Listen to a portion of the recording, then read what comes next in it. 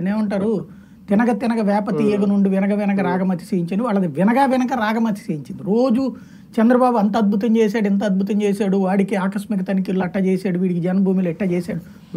మీడియాలో ప్రచారం నడుస్తుంది కానీ పబ్లిక్కి ఏ ప్రయోజనం కనిపించలేదు అందులో. అదంతా ఒక పబ్లిసిటీ డ్రామాగానే కనిపించింది. ఆ విరక్తి ఎంత చెప్పినా మనం 2004లో ఆయన రాజశేఖర రెడ్డి గెలుస్తాడని మీడియా చూసిన ఏ ఒక్కడో నమ్మల.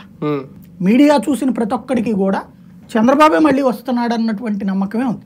ఎందుకంటే అసలు ప్రచారంలో చూస్తే, పత్రికల్లో చూసినా, దేంట్లో చూసినా సరే బాబు హవా బాబు హవా బాబు హవా అంతే.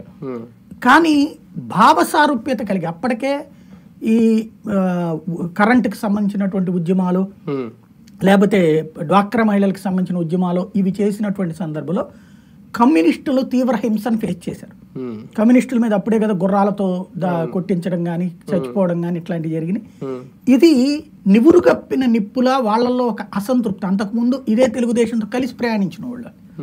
అలాంటి కమ్యూనిస్టులో ఒక తీవ్రమైనటువంటి ఆగ్రహం రగిలింది. ఆ కమ్యూనిస్టుల రోడ్డు మీద యాజిటేషన్స్ అంతా తలలు పగలగొట్టించుకుంది, తన్నులు తిన్నది కమ్యూనిస్టులు. దానికి సంఘీభావం ప్రకటిస్తా వీళ్ళకి ప్రతిసారి ఎప్పుడు దెబ్బలు తగిలినా వచ్చి పరామర్శించుట, వీళ్లతో ఇంటరాక్షన్ పెంచుకున్నది కాంగ్రెస్.